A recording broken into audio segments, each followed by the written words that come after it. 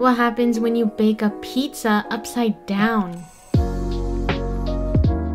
Hi guys, LookCatchu here, and today we will be making one of the most viral TikTok dishes spreading like wildfire on the internet right now. The upside down puff pastry, pizza style.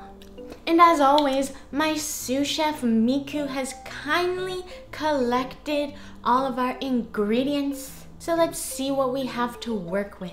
We have puff pastry, the base to our pizza, and even if you use butter puff pastry, it most likely just has butter added in addition to the vegetable shortening. So honestly, just save your money and get the cheaper one. And here's the tip. Don't accidentally drop or bang the frozen puff pastry package, or else the sheet will look like this. Cracked both my heart and Mr. Puffy. This box comes with 2 rolled sheets and oh, how thoughtful. Miku already defrosted it. Thanks, Meeks. I defrosted it overnight in the fridge for you. We're gonna need 1 sheet measuring 10 by 10 inches. Gently unroll it, and this sheet has some imperfections, so lightly roll the sheet just so we can smoothen them out. Don't press too hard though. And since we're making individual handheld pizzas, I find that dividing the pastry into 4 individual sheets gives us the perfect bite. You may also divide it into 6 to make them into rectangles. Each individual sheet is now around 5 inches long and wide. And since it's hot today, we're gonna place it back into the fridge as we prepare our toppings.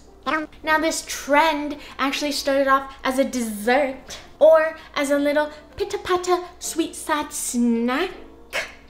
We love alliteration here in LookCatchu's kitchen, using a drizzle of honey and some thinly sliced apples. But LookCatchu is a pizza girl, so we're opting for the savory route, which is another popular topping variation to this trend. Let's see, we have fresh garlic, tomatoes, pepperoni, and even dog food for your enemies. I think we'll keep it simple, cause I'm a pepperoni girl. I found these cool pizzeria style peps, which will turn into luscious cups when baked. Not like that's gonna happen to ours, but actually we just got them because they were the smallest size, measuring 3 centimeters in diameter. But if you can't find a small size, then simply cutting your pepperoni with the smallest sized cookie cutter you have will also do. Let's cover a baking tray with parchment paper, but if you accidentally use aluminum foil,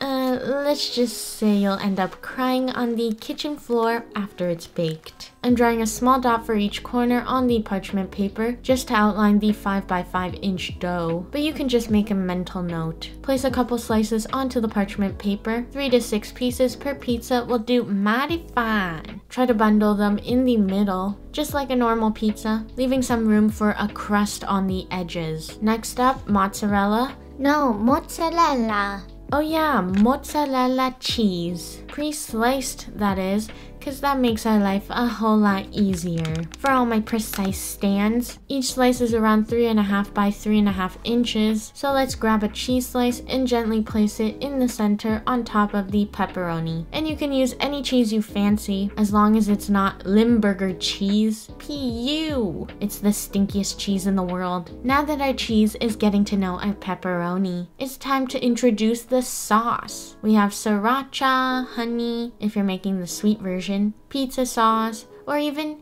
hand sanitizer. Miku, what is this? Oh, that's on the table for my clients. It wasn't meant for you. Oh, oopsies. We're gonna choose the homemade pizza sauce straight from the rustic aisles of my supermarket. Slam dunk a tablespoon onto the cheese slice and swirl it into a rough circle. And oh, look how gorgeously red this pizza sauce is. So red I can use it as lipstick.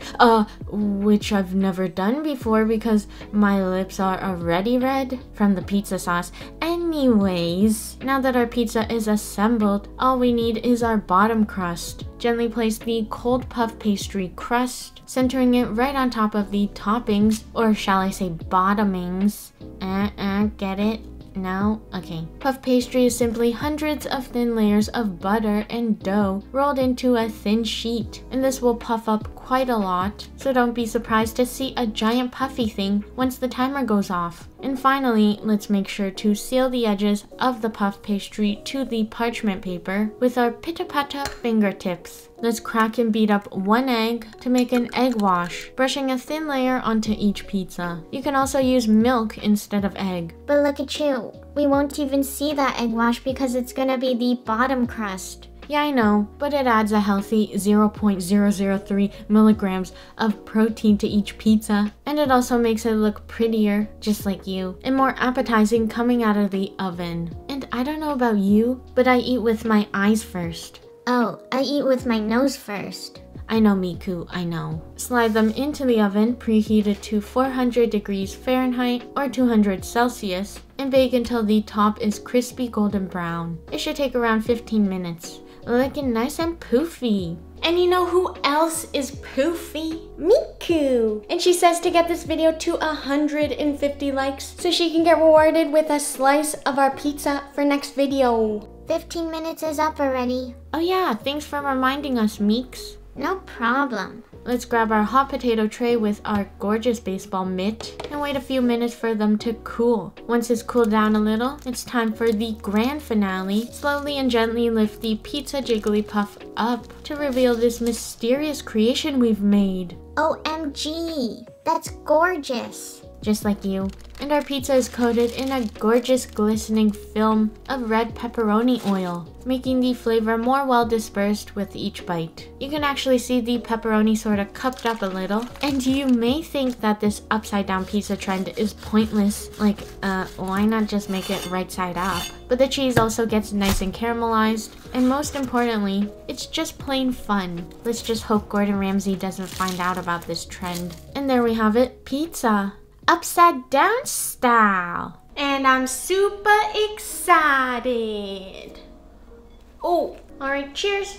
First bites for you. Nom nom nom.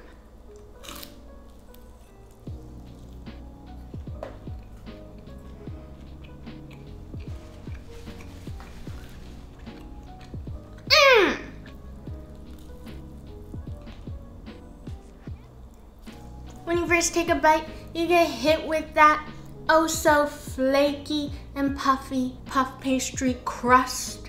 Then you chew a little and you can taste that nice marinara sauce, that oh so cheesy mozzarella, and of course a nice smokiness from the peps. Since this pizza is made with puff pastry crust, it is nice and airy and not as dense and heavy as normal pizza. But it is very messy and you'll have crumbs all over your face. A new makeover. Alright, so this gets LookCatchu's stamp of approval, and I'll see you guys next time. Daily vitamin. Eat.